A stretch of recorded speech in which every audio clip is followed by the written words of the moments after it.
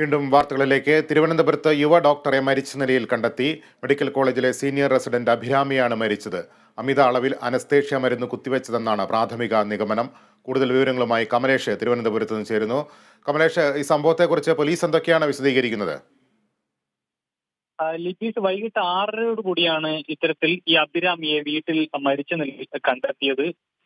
വെള്ളനാട് സ്വദേശിയാണ് അഭിരാമി. മെഡിക്കൽ കോളേജിലെ senior resident doctor കൂടിയാണ്.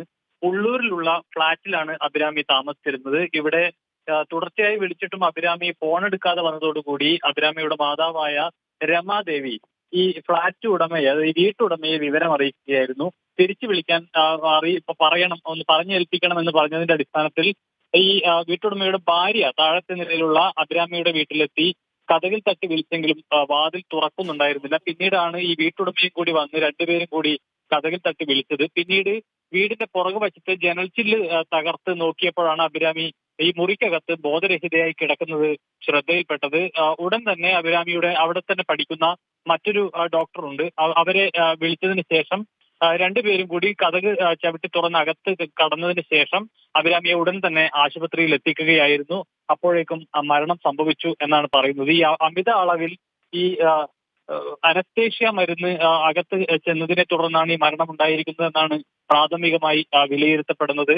ഏതായാലും പോലീസ് ഈ സംഭവത്തിൽ കേസെടുത്ത് അന്വേഷണം ആരംഭിച്ചിട്ടുണ്ട്. ഈ അഭിരാമിയുടെ ഭർത്താവും ഡോക്ടറാണ്. ബോംബെ ESI ഹോസ്പിറ്റലിലെ ഡോക്ടറാണ് ഭർത്താവ്. കൊല്ലം രാമൻകുളങ്ങര സ്വദേശിയായിട്ടുള്ള പ്രതീഷ് ഇന്ന് വൈകിട്ട് കൊല്ലത്തേക്ക് പോകാനിരുന്നതാണ് അഭിരാമി എന്നാണ് പറഞ്ഞിരുന്നത്. വൈകിട്ട് 3 മണിയോട് കൂടി അച്ഛനെ ഫോണിൽ വിളിച്ച് സംസാരിച്ചിരുന്നു.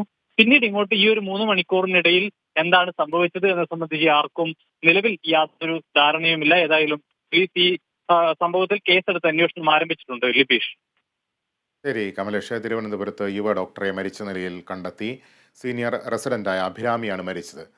പോലീസ് അന്വേഷണം നടത്തി വരികയാണ്. വിവരങ്ങളാണ് കമലേഷ് പങ്കുവച്ചത്.